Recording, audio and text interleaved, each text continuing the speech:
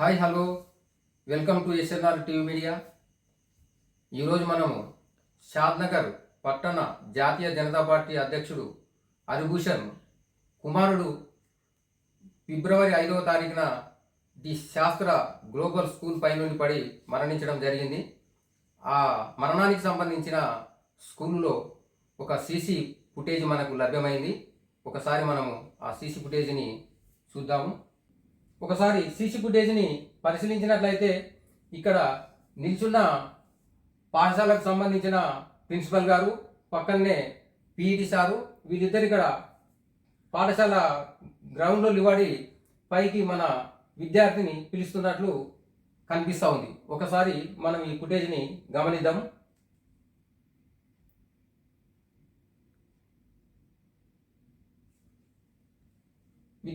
చనిపోయిన విద్యార్థి నీరజ్ అనే విద్యార్థి పాఠశాల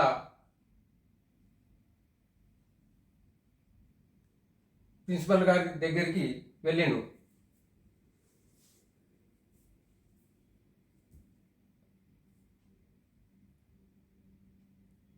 ప్రిన్సిపల్ గారితో ఏవో మంతనాలు జరుగుతున్నాయి. ప్రిన్సిపల్ అబ్బాయిని మందలిస్తున్నట్టు మనకు కనిపిస్తూ ఉంది. ఒకసారి ఫుటేజ్ని కంప్లీట్గా మనము పరిశీలిద్దాం.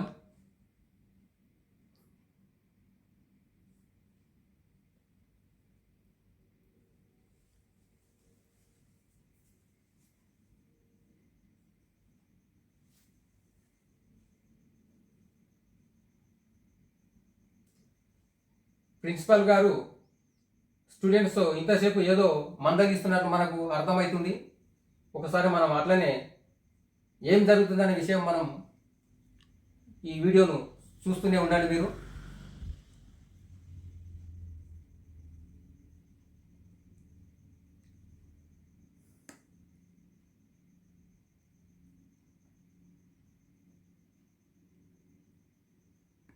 ఈ మాట్లాడుతున్న సమయంలో ఈ విద్యార్థి ఫ్రెండ్స్ ఇంకో విద్యార్థి కూడా కిందికి రావడం జరుగుతుంది. ఎందుకంటే నేను ఇంతకుముందే ఒకసారి వీడియోని చెక్ చేసుకొని చెప్తా ఉన్నాను.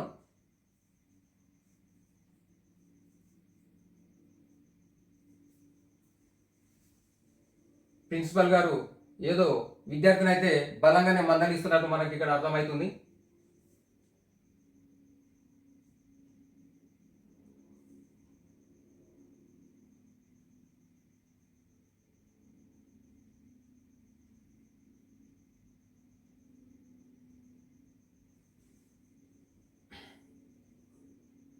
మనకి ఇక్కడ 3:53 నిమిషాలు ఇక్కడ ఇప్పుడు ఇంతవరకు రన్ అయింది స్టార్ట్ అయినప్పటి నుంచి.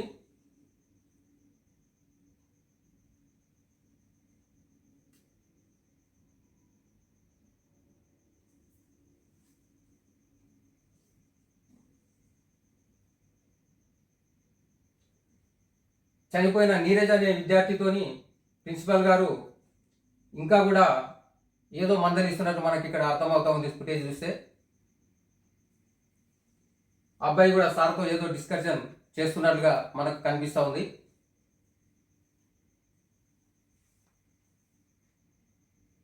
ఇద్దరి మధ్యన ఏదో మందలించే విషయంలో ఏదో కొద్దిగా బలంగానే మందలిస్తున్నట్టుగా కనపడుతూ ఉంది. విద్యార్థి కూడా ఏదో ఆవేశానికి గురైనట్టుగా ఇక్కడ కొద్దిగా మనకు ఫుటేజ్ చూస్తే మనకు అర్థమవుతుంది.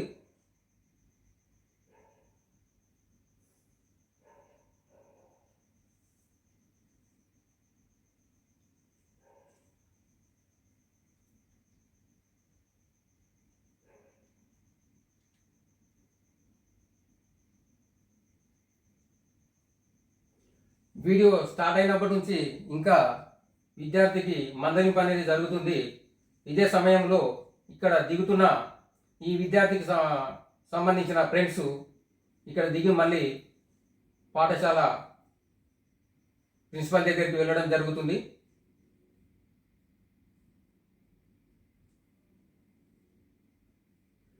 పాఠశాల ప్రిన్సిపల్ అండ్ పీఈటీ సారు, విద్యార్థులు ఇద్దరు ఇక్కడ ఏదో విషయం మాట్లాడుతున్నట్లు, ఏదో మందలిస్తున్నట్లు మనకి ఇక్కడ సీసీ ఫుటేజ్లో చూస్తే క్లియర్గా అర్థమవుతుంది.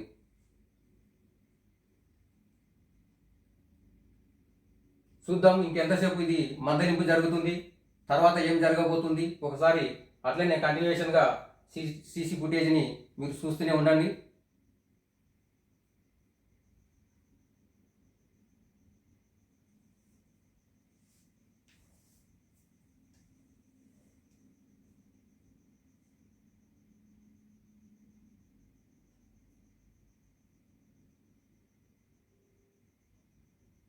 ఏదో విషయం పైన బాగానే మందలిస్తున్నట్టు విద్యార్థుల మధ్యన ప్రిన్సిపల్ మధ్యన సంభాషణ జరుగుతున్నట్టుగా మనకి ఇక్కడ అగుపడుతూ ఉంది.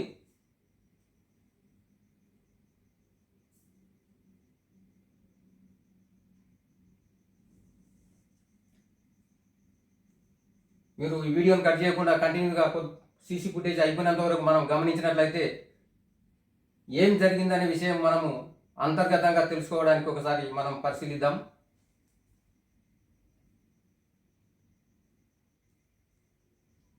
ఏదో కోపంతో నీరజ్ అనే విద్యార్థి అక్కడి నుంచి మళ్ళీ పాఠశాల పైకి రావడానికి వెళ్తూ ఉన్నాడు. ప్రిన్సిపల్ సార్ కూడా వెంబడొస్తున్నాడు. నీరజ్ అనే విద్యార్థి మెట్లెక్కి పైకి వెళ్తూ ఉన్నాడు.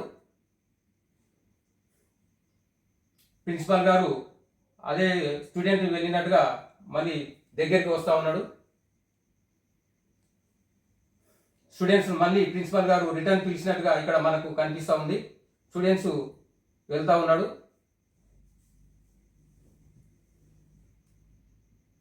మళ్ళీ ఏదో మందలిస్తూ ఉన్నాడు.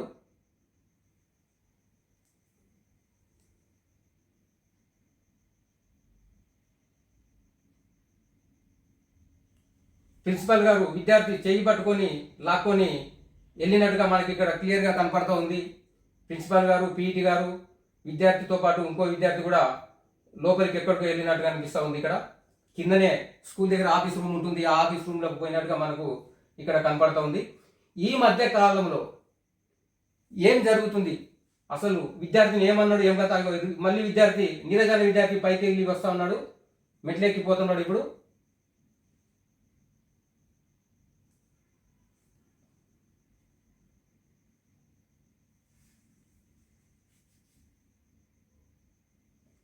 విద్యార్థి పైకి వెళ్ళిండు.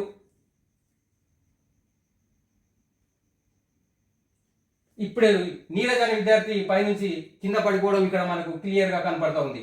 ప్రిన్సిపాల్ నుంచి పైకి వెళ్ళిన తర్వాత పైనుంచి కింద పడడం అనేది ఇక్కడ మనకు క్లియర్గా కనపడుతూ ఉంది. ఒకసారి గమనించండి ఏం జరిగింది అనేది.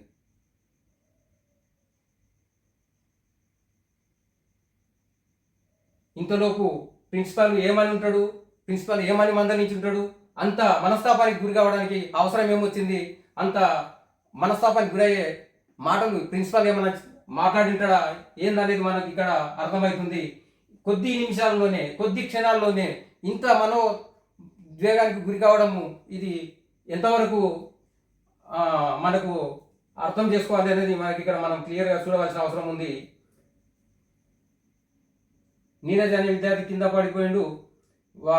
ప్రిన్సిపల్ గారు మరి పీఈటీ సార్ కలిసి అక్కడి నుంచి తీస్తూ ఉన్నారు.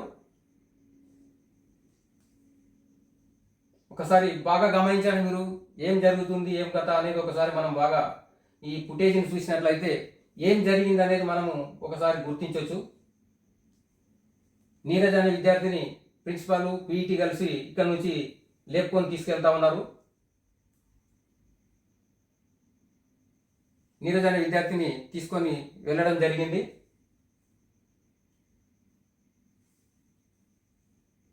ఆ టైంలోనే వాళ్ళ స్కూల్ పిల్లలు కిందికి రావడం జరిగింది. ఈ అమ్మాయి నీరజ్ అనే చెల్లెలు. ఆ తర్వాత విద్యార్థులంతా కిందికి రావడం జరిగింది.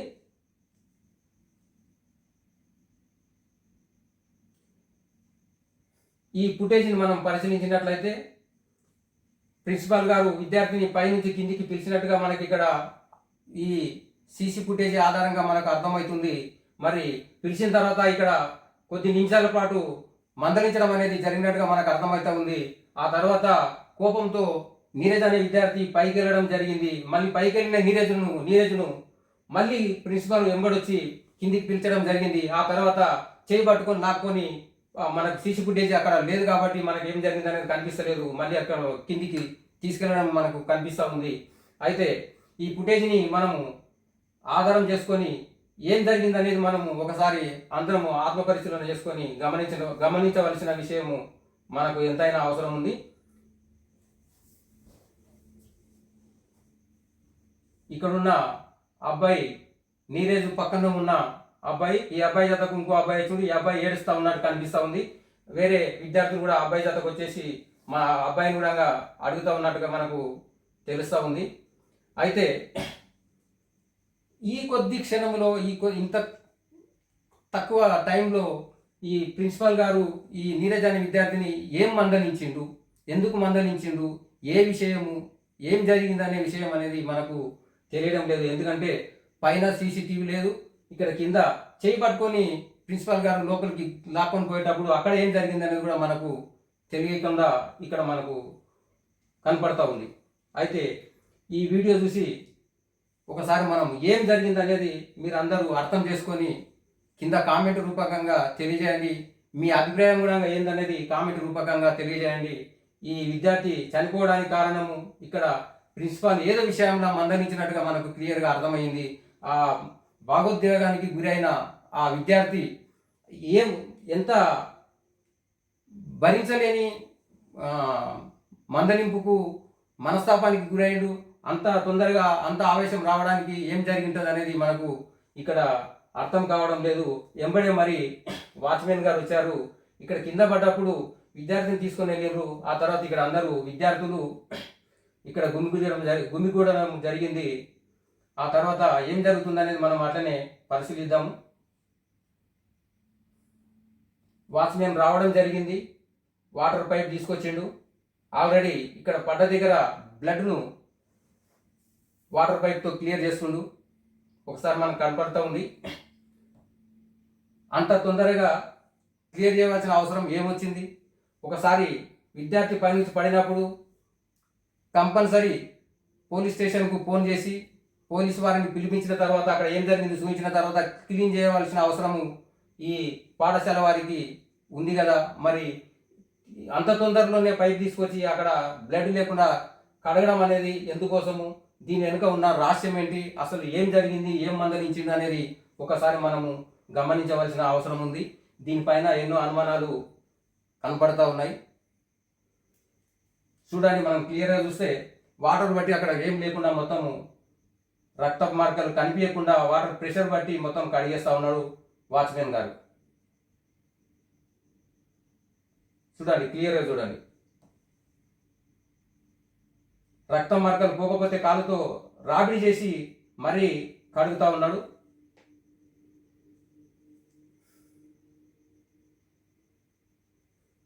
ఒకసారి దయచేసి వీడియోని మొత్తం కంప్లీట్ చూడవలసిందని నేను ప్రేక్షకులకు అందరికీ కోరుతా ఉన్నా. ఎందుకంటే ఏం జరిగిందనేది మనకు ఒకసారి అర్థం కావాలి. ఈ విషయంలో అనుమానాలు అనేది మనకు తేలిపోవాలని కాబట్టి ఈ వీడియోను మనము ఒకసారి పరిశీలిద్దామని నేను మీ ముందు ఉంచబోతున్నాను.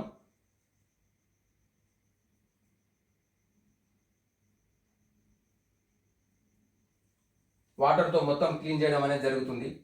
ఇది చేసే పని తప్పని కూడా మనం ఒకసారి అనుకోవచ్చు. ఎందుకంటే అంత పెద్ద ఇష్యూ జరిగిన తర్వాత పోలీస్ స్టేషన్కి ఫోన్ చేయకుండా పోలీసులు రాకముందే రక్తము లేకుండా ఇక్కడ క్లీన్ చేయడం అనేది చాలా తప్పు. ఇక్కడ జరిగిన ఈ ఘటనకు ఎంబడే పోలీస్ స్టేషన్కి ఫోన్ చేయాలి, తల్లిదండ్రులకు ఫోన్ చేయాలి, అందరి ముందు ఏం జరిగిందనేది క్లియర్గా కనబడేటట్టుగా కూడా ఉంచాలి. కాకపోతే ఇక్కడ ఏం జరుగుతుంది, హడావుడిగా మొత్తం తొందరపాటుతో అంతా కడిగేస్తూ ఉన్నారు. అంటే దీనిపైన ఏమైనా అనుమానాలు ఉన్నాయా అని చెప్పి మనకి ఇక్కడ క్లియర్గా కొద్దిగా అర్థమవుతా ఉంది.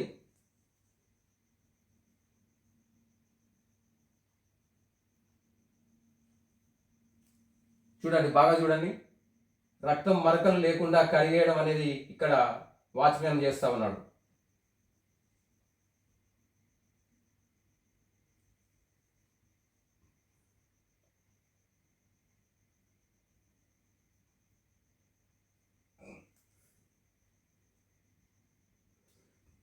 విద్యార్థి కింద పడిపోయి ప్రాణాపాయ స్థితిలో ఉన్నాడంటే చనిపోయిందా బ్రతికిందా అనేది కూడా మనకు అక్కడ ఏం కనిపించలేము. కాకపోతే హాస్పిటల్కి పోయిన తర్వాత చనిపోయిందని మనకు తెలిసింది కాబట్టి బ్రతికే ఉన్నాడు అనుకున్నాము. ఇప్పుడు ఇంత తొందరగా క్లీన్ చేయవలసిన అవసరం వీళ్ళకి ఏమొచ్చింది? ఈ ప్రిన్సిపాల్ గారు కూడా పోలీస్ స్టేషన్కి ఫోన్ చేసి లీగల్గా వాళ్ళకి చూపించిన తర్వాత పంచనామా జరిగిన తర్వాత వాళ్ళు పోలీసు వారి ఆదేశం ప్రకారం వీళ్ళు క్లీన్ చేయవలసి ఉంటుంది. కాకపోతే వీళ్ళు వాళ్ళంతటా వాళ్ళే తొందరపాటు చేసి క్లియర్గా మొత్తం వాటర్తో కడిగేసి క్లీన్ చేస్తూ ఉన్నారు.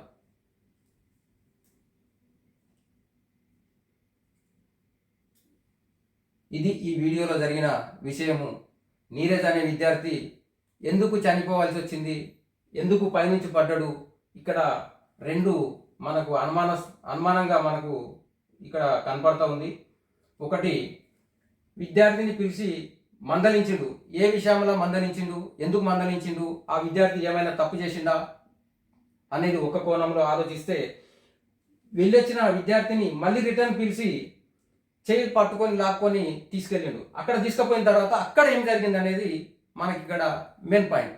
అసలు విద్యార్థిని తీసుకుపోయి లోపలికి తీసుకుపోయి కొట్టిండా, లేకపోతే ఏమైనా మాటలు అంతా మనోభాగోద్వేగానికి గురయ్యే మాటలు ఏమైనా మాట్లాడిండా, అంత ఫీల్ కావాల్సిన అవసరం ఆ విద్యార్థికి ఏమొచ్చింది, అంత తొందరలో అంత క్షణిక ఆవేశంతో పైనుంచి పడడము అంత అవసరమా అనేది మనకి ఇక్కడ ఒక క్వశ్చన్గా మనకు మిగిలిపోతుంది.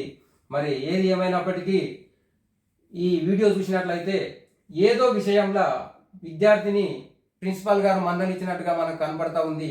ఆ మందలింపులో ఏముంది, ఏం కథ అనేది మనకు తెలియదు. కాబట్టి ఏం మందలించిండు, ఏం చేసిండు అనేది ఒకసారి మనం క్లియర్గా ఇది ఫుటేజ్ ద్వారా మనకు అర్థం కావడం, అంటే మనకు ఫుటేజ్ ద్వారా ప్రిన్సిపాల్ మందలిస్తే విద్యార్థి బిల్డింగ్ పైకి వెళ్ళి పడిపోయినట్టుగా మనకి ఇక్కడ ఈ వీడియో ద్వారా మనకు అర్థమవుతుంది. కాకపోతే ఏ విషయంలో మందలించిండు, ఎందుకు మందలించిండు, కాకపోతే ఏమైనా విద్యార్థి తప్పు చేసిండా, లేకపోతే ఇతర విషయాలు ఏమైనా ఉన్నాయా, అవన్నీ ఒకసారి ఆలోచించవలసిన విషయము ఎంతైనా ఉంది. ఒకవేళ విద్యార్థి ఏదైనా తప్పు చేసినట్టుంటే తల్లిదండ్రులకు ఫోన్ చేసి తల్లిదండ్రులను పిలిపించి వాళ్ళని నిలబెట్టి, వాళ్ళ ముందు విద్యార్థి నిలబెట్టి ప్రిన్సిపాల్ గారు మాట్లాడింటే ఈరోజు ఇంతదాకా ప్రిన్సిపాల్ గారికి ఈ అవకాశం, అసలు ఈ పరిస్థితి వచ్చేది కాకుంటుండే. అయితే ఇక్కడ ప్రిన్సిపాల్ గారు చేసిన మాటల వల్ల, అదే చేసిన పని వల్లనే ఈ విద్యార్థి చనిపోయినట్టుగా మనకు ఇక్కడ క్లియర్గా అర్థమవుతుంది. ఒకసారి మనం ఆలోచించినట్లయితే ఏ ప్రిన్సిపల్ అయినా కూడా ఇలాంటి పనులు ఇక్కడ నుంచి చేయకండి. ఎందుకంటే ఏదైనా విద్యార్థులు తప్పు చేస్తే తల్లిదండ్రులను పిలిపించండి, వాళ్ళ ముందు విద్యార్థులను నిలదీసి అడగండి. మీకు కూడా సేఫ్టీగా ఉంటారు మీరు కూడా. ఎందుకంటే రోజులు బాగలేవు, అందరూ మనస్తత్వం తట్టుకునే శక్తి లేకుంటుంది. కొంతమంది విద్యార్థులకు కొద్ది మాట వస్తేనే భరించలేని అవమానం పాలు అయ్యే అవకాశం కూడా ఉంటుంది. కొందరు తట్టుకుంటారు, కొందరు తట్టుకోలేరు. కాబట్టి ఇక్కడ మనం ఫుటేజ్ని ఇప్పటివరకు చూసిన విధంగా చూస్తే ఏం జరిగింది అనేది ఒకసారి మనకు క్లియర్గా అర్థమైంది. ఈ విషయంలో మరి ఎట్లయినా పోలీస్ స్టేషన్లో కంప్లైంట్ తల్లిదండ్రులు ఇవ్వడం అనేది జరిగింది. ఆల్రెడీ కేసు బుక్ అయిందని కూడా వాళ్ళ తండ్రి వివరించడం జరిగింది. పోలీస్ శాఖ కూడా క్లుప్తంగా వివరించి మనకు వివరాలు తెలియజేస్తారని కూడా మనం ఆశిస్తున్నాము. వాళ్ళు కూడా బాగానే ఎంక్వైరీ చేస్తూ ఉన్నారు. మరి ఏం జరుగుతుంది, ఏం కథ, మరి దీని విషయంలో ఏం తెలుస్తుంది అనేది మనం వేచి ఉండవలసిన అవసరం ఉంది. మన పోలీసు వారు మనకు అన్ని విధాల ఆలోచించి ఎంక్వైరీ చేసిన తర్వాత మనకు క్లియర్గా బయట పెడతారని నేను భావిస్తూ నేను మీ అందరికీ ఈ వీడియోను విన్నవిస్తున్నాను. ఒకవేళ మీ అభిప్రాయం ఏమైనా ఉంటే కామెంట్స్ రూపకంగా మీరు తెలియజేయగలరని కోరుకుంటూ మీ అందరికీ విన్నవిస్తున్నాను.